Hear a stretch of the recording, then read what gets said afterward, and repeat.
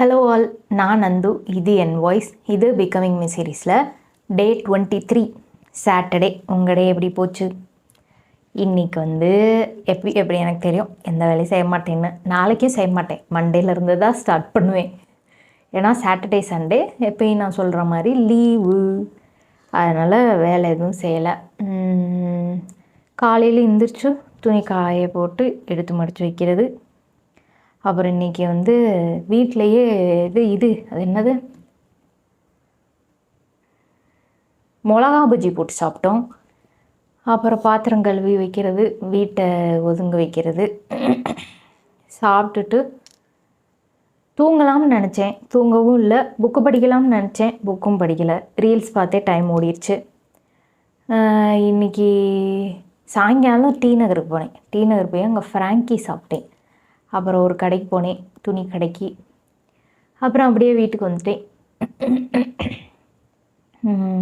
வேறு எதுவும் இன்றைக்கி இல்லை.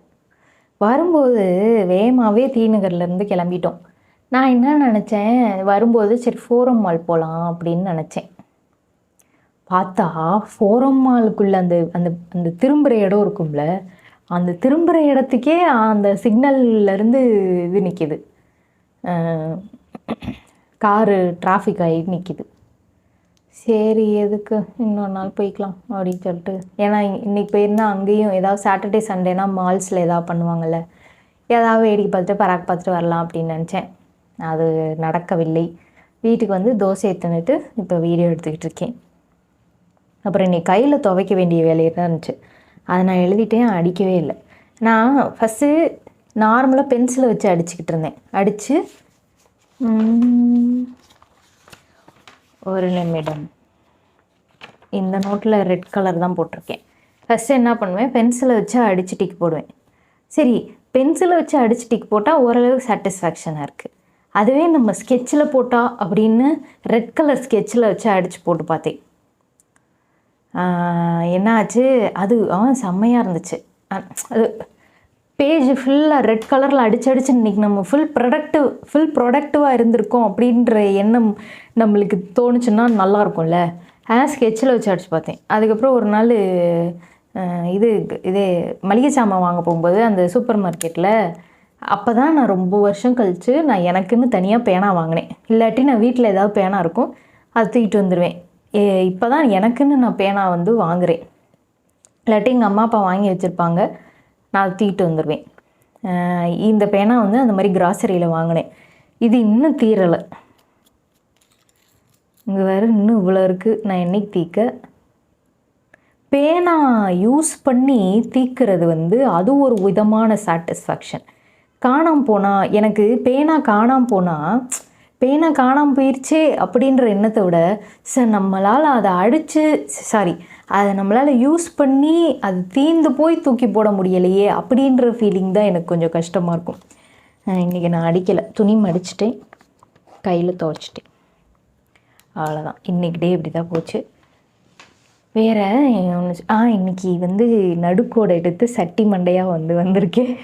நாளைக்கு எண்ணெய் தேய்ச்சிட்டு நல்லா பின்னி போட்டு எலிவால் சடையோடு வரேன், நல்லாயிருக்கும். நான் முன்னாடியெலாம் வீடியோவுக்குன்னே நல்ல ரெடியாகி உட்காருவேன்.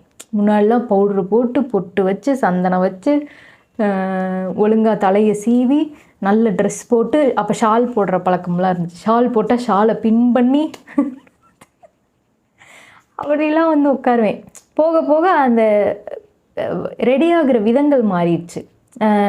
இப்போ கொஞ்சம் 2-3 வருஷமாக கரெக்டாக நல்லா ஸ்ட்ரெயிட்டன் பண்ணணும். அதாவது இப்போ நான் ஒரு நாளில்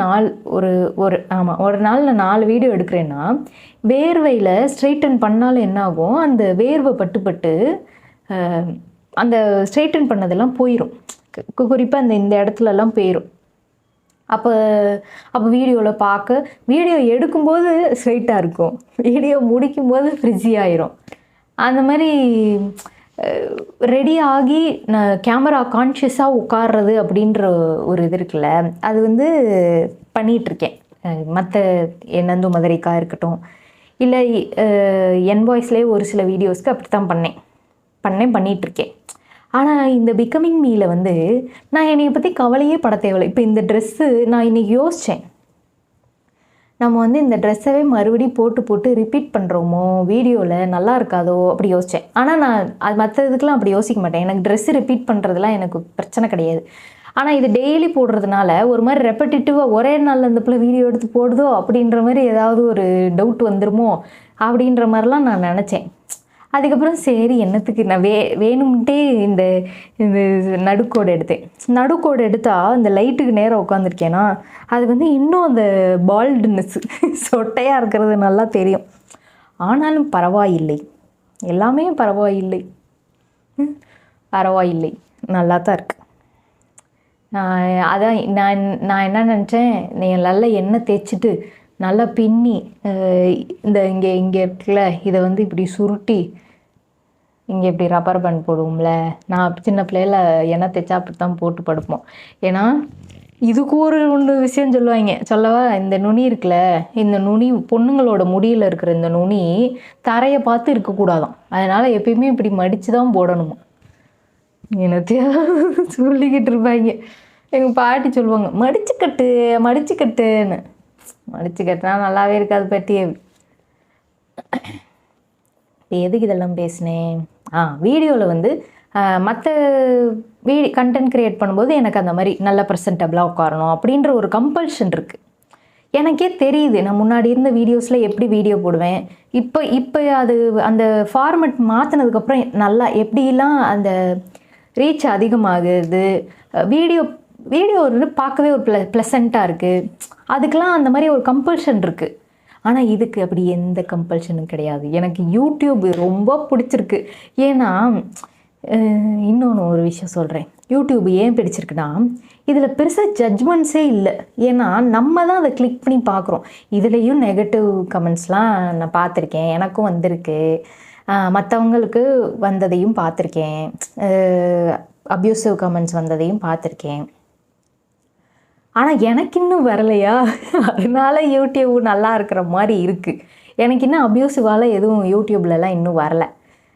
அதனால் எனக்கு இது வந்து ஒரு மாதிரி நல்ல கம்ஃபர்டபுள் சேஃப் ஸ்பேஸ் மாதிரி எனக்கு ஃபீல் ஆகுது. இன்னொன்று என்னென்னா, எனக்கு நான் ரொம்ப சந்தோஷப்படுற ஒரு விஷயம் என்ன தெரியுமா? இப்போ நான் ஏதாவது ஒன்று நடக்குது என் வாழ்க்கையில், நல்லது நடக்குதுன்னு வச்சுக்கோங்களேன், அந்த நல்லதை நான் ஒரு மாதிரி ஒரு ரொம்ப ஹைப்போட ஆர்வம், அந்த எக்ஸைட்மெண்ட்டோடு நான் பேசுகிறேன்ல, அது மாதிரி தான் நான் நேர்லேயும் பேசுவேன். அதே மாதிரி திக்கி அந்த எக்ஸைட்மெண்ட்டில் எனக்கு வார்த்தை குளரும், சாதாரண வார்த்தைகளே மறந்து போயிடும்.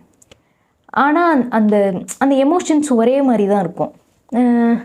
இதில் கூட நான் கொஞ்சம் ஃபில்டர்ஸ்லாம் போட்டு தான் பேசுகிற மாதிரி இருக்குது. ஆனால் நிஜத்தில் இன்னும் நான் யார்கிட்டையாவது அதை பற்றி சொல்கிறேன்னா நான் அது ரொம்ப சந்தோஷமாக சொல்வேன். ஆனால் என்னை சுற்றி நான் அந்த சந்தோஷம், எனக்கு சந்தோஷமாக எனக்கு நடந்த ஒரு நல்லது இல்லை சந்தோஷமான ஒரு விஷயம் நான் அவங்ககிட்ட சொன்னால் அவங்களுக்கும் சந்தோஷமாக இருக்கும்னு நினச்சி நான் ஒருத்தவங்ககிட்ட சொல்லியிருப்பேன்ல. ஆனால் அவங்கெல்லாம் என்னைய அந்த ஒரு இமோஷனை துச்சமாக மதிப்பாங்க. இப்போ நான் ஒரு எக்ஸாம்பிளுக்கு சொல்கிறேன். இப்போ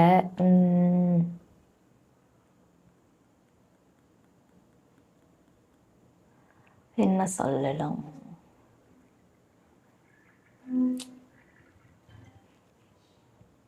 இப்போ நான் வந்து ஐயோ ஒரே ஒரு நிமிஷம்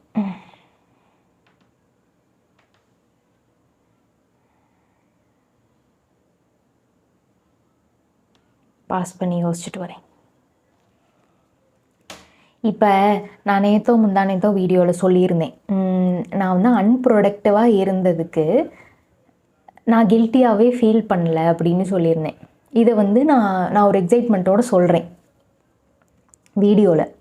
இதே எக்ஸைட்மெண்ட்டோட நான் வேறு யார்கிட்டையாவது நான் நேரில் பார்த்து பழகிற ஆட்கள்கிட்ட நான் சொல்லியிருந்தேன்னு வச்சுக்கோங்களேன், அவங்களுக்கு அது ஃபஸ்ட்டு ரிலேட்டபிளாக இருக்காது.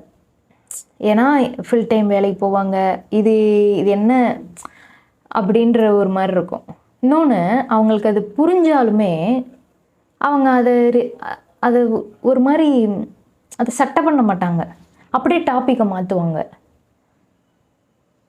நான் ஏதாவது ஒரு ப்ராடக்ட் யூஸ் பண்ணுறேன்னு வச்சுக்கோங்களேன், அந்த ப்ராடக்டை நான் அதை பற்றி பேசினா நான் சந்தோஷப்படுவேன், அவங்களும் சந்தோஷப்படுவாங்க அப்படின்னு நினச்சி நான் ஒரு ஆள்கிட்ட சொல்லுவேன். ஆனால் அவங்க அதை ஒரு மாதிரி அதுக்கு ஒரு மரியாதையே கொடுக்காத மாதிரி பண்ணுவாங்க. நிறையா பேர் அப்படி பண்ணியிருக்காங்க எனக்கு. ஒரு எக்ஸாம்பிள் நான் சொல்லவா? நான் சென்னை வந்து ஃபுல் டைம் வேலையில் இருந்தப்போ இது வரைக்கும் நான் வாட்ச் கட்டுற பழக்கம் சின்ன பிள்ளையிலேருந்தே இருக்குது. ஆனால் வாட்சுன்னு எப்படின்னா, இப்போ எங்கள் அப்பா வந்து எங்கேயாவது இந்த ரோட்டு கடையிலலாம் இருக்கும்ல, அந்த மாதிரி வாங்கி தருவார். அப்போல்லாம் வந்து 50 ரூபா 60 ரூபா அவ்வளோதான் இருக்கும் அந்த மாதிரி வாட்ச். இப்போ 100 ரூபா இருக்குல்ல. இப்போயே நான் ரோட்டு கடையில் வாங்குவேன். இந்த கோல்டன் கலர் வாட்ச் நான் கட்டுறது டி நகரில் ரோட்டு கடையில் வாங்கினதான். அது அந்த மாதிரி ஒரு வாட்ச் வாங்கிட்டு வருவார். நான் அதை கட்டிக்கிடுவேன். எனக்கு அது ஆப்ஷன்ஸ்லாம் இல்லை. நான் அதை சந்தோஷமாக வாங்கி கட்டிக்கிடுவேன். எனக்கு வாட்சுன்னு ஒன்று கொடுத்தா போதும். ஆனால் நான் சென்னை வந்துட்டு வாட்சுன்னு போய் ஒரு ஒரு ஒரு வாட்ச் கடைக்கெலாம் இப்போ தான் ஃபஸ்ட் டைம் போகிறேன் நான். வாட்ச் கடையில் போயிட்டு ஃபாஸ்ட் ட்ராக் வாட்ச் ஒன்று வாங்கினேன். Silver colour watch. அதை வந்து நான் அடுத்த நாள் ஆஃபீஸ்க்கு போயிட்டு நான் ஃபஸ்ட் டைம் என் வாழ்க்கையில் பிராண்டட் வாட்ச் போட்டிருக்கேன்னு சொன்னேன். அதை என் கூட வேலை பார்க்குற ஒரு ஆள் கேட்டாங்க, ஃபாஸ்ட் ட்ராக்லாம் ஒரு பிராண்டா அப்படின்னு. நான் அதை அவ்வளோ என் வாழ்க்கையில் நான் ஃபஸ்ட் டைம், எனக்கு இப்போ வரைக்கும் ஃபாஸ்ட் ட்ராக் பிராண்டட் வாட்ச் தான். 100 ரூபா வாட்ச் கட்டுறவங்களுக்கு தான் ஃபாஸ்ட் ட்ராக்கோட அருமை தெரியும். சரியா? அது எனக்கு என்னடா ஃபாஸ்ட் ட்ராக், நம்ம ஃபாஸ்ட் ட்ராக் நல்ல வாட்ச் தானே, ஏன் இப்படி பேசுகிறாங்க? நான் இவ்வளோ அந்த இடத்துல அந்த கமெண்ட் அவங்க பாஸ் பண்ணியிருக்கிறவே தேவையில்ல. இந்த மாதிரி நம்மளோட எக்ஸைட்மெண்ட்டை குறைச்சிருவாங்க. என் எக்ஸைட்மெண்ட்டை அப்படியே மொத்தமாக இல்லாத மாதிரி ஆக்குற ஆட்கள் வந்து நிறையா பேரை நான் என் லைஃப்பில் வந்து பார்த்துருக்கேன். அதிலேருந்து நான் அவங்ககிட்ட எதையுமே ஷேர் பண்ணுறதவே விட்டுட்டேன். அதனாலேயே எனக்கு ரொம்ப சர்க்கிள் ரொம்ப ரொம்ப குட்டி. அந்த சர்க்கிள்லேயும் சிலருக்கு கல்யாணம் ஆயிடுச்சு, அந்தந்த குடும்பங்களோட போயிட்டாங்க. அப்படின்றதுனால நம்மளால் அது ஓப்பனாக அவங்ககிட்ட எந்த நேரம்னாலும் ஃபோன் பண்ணிலாம் பேச முடியாது. அந்த சர்க்கிள் குட்டியாகி நான் ஷேர் பண்ண விரும்பாத ஆட்களையும் நான் தள்ளி வச்சுட்டனால எனக்கு வந்து அந்த எக்ஸைட்மெண்ட்டை ஷேர் பண்ண கூட ஒரு மாதிரி யோசிப்பேன். ரொம்ப க்ளோஸான ஒரே ஒரு ஆள் எனக்கு இருக்குது. சரியா? அந்த மட்டும்தான் நான் ஷேர் பண்ணுவேன். அந்த ஆள் வந்து நானாகவே ஏற்றுக்கிட்ட ஒரு ஆள். அதனால் அவங்க தான் எனக்கு எல்லாமே. அவங்கக்கிட்ட நான் ஷேர் பண்ணுவேன். வேறு யாருமே எனக்கு வாழ்க்கையில் இல்லாத மாதிரி எனக்கு ஃபீல் ஆகும். ஏன்னா எல்லாத்துக்கிட்டையும் எல்லாத்தையும் ஒரே ஆள்கிட்ட நம்ம சொல்ல முடியாது. நம்மளுக்கு ஒருத்தருக்கு ஒரு ஆள் வேணும். ஆனால் நான் இந்த சீரீஸில் வீடியோவில் ஒரு எக்ஸைட்மெண்ட்டோடு நான் ஷேர் பண்ணுறேன். அதனால தான் நான் அந்த கேள்வியே எனக்கு வந்துச்சு. நான் ஓவர் ஹைப்டாக பேசுகிற மாதிரி இருக்குது. நான் காம் டவுன் அப்படின்லாம் அப்பப்போ சொல்லுவேன். ஏன்னா எனக்கே தெரியும் நான் ஓவர் ஹைப்பாக பேசுகிறேன். அதை யாரும் வியர்டாக நினச்சிடக்கூடாது அப்படின்னு நான் மண்டிக்குள்ளே எனக்கு வந்து பொறி தட்டிக்கிட்டே இருக்கும். நீ யாரும் வியர்டாக யோசிச்சிடக்கூடாது நம்மளை அப்படின்னு.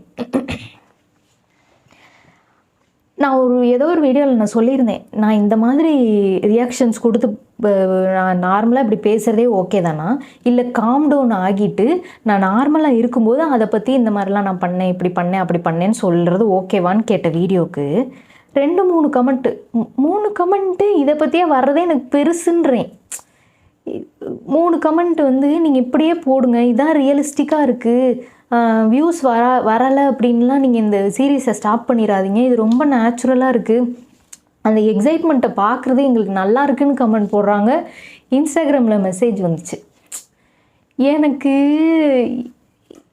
எனக்கு ரியல் லைஃப்பில் நான் மூஞ்சி கொடுத்து பேசுகிற ஆள் என் எக்ஸைட்மெண்ட்டை போட்டு உடைக்கிறாங்க. ஆனால் யாருன்னே தெரியாத ஒரு ஆள் சோஷியல் மீடியாவில் அதை நானாகவே ஏற்றுக்கிறாங்க. என்னைய அது மாதிரியே நான் எப்படி இருக்கேனோ அது மாதிரியே ஏற்றுக்கிறாங்க. நான் இந்த சீரீஸ் ஸ்டார்ட் பண்ணப்போ எனக்கு வந்து ரொம்ப ஒரு மாதிரி இருந்துச்சு. இது உன் இயல்பு இது உன் இயல்பாக இருக்கலாம். ஆனால் நீ இதிலேருந்து நீ இம்ப்ரூவ் பண்ணிட்டே போகணும். நீ இப்படியே திக்கி திக்கி பேசிகிட்டு இருக்கக்கூடாது. நீ உன்னை இம்ப்ரூவ் பண்ணிக்கணும் அப்படின்னு நான் யோசித்தேன். ஆனால் இந்த திக்கிற விஷயம் வந்து நானாக கண்ட்ரோல் பண்ணுற ஒரு விஷயமான்றது எனக்கு தெரியல. இதுக்கு நான் வந்து தெரப்பி போகணுமோ, நான் வந்து மற்ற டாக்டர்ஸோட ஹெல்ப் எடுத்துக்கணுமோ, நான் இந்த சாதாரண வார்த்தைகளை கூட மறக்கிறதுக்கு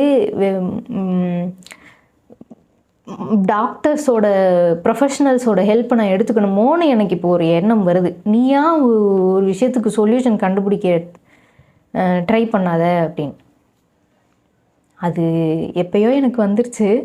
ஆனாலுமே அது தள்ளி தள்ளி போடுறேன், பார்ப்போம்.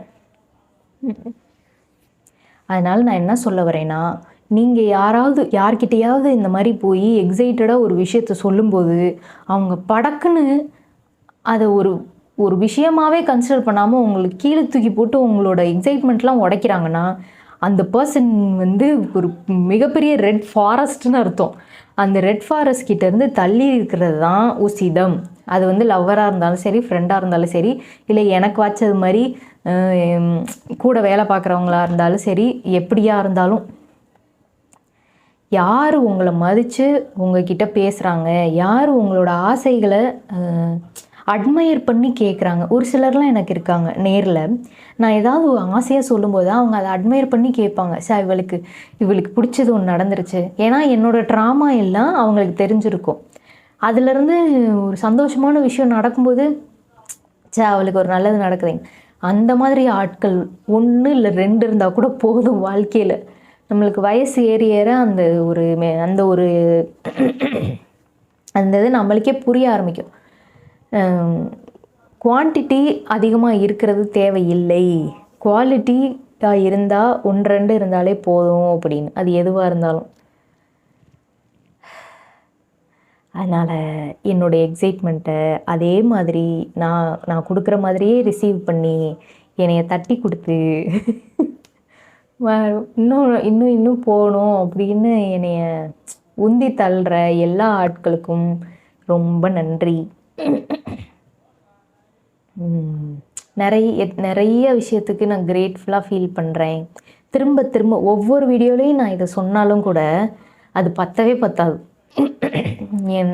அவ்வளோ நான் கிரேட்ஃபுல்லாக ஃபீல் பண்ணுறேன் ஒவ்வொரு விஷயத்துக்கும்.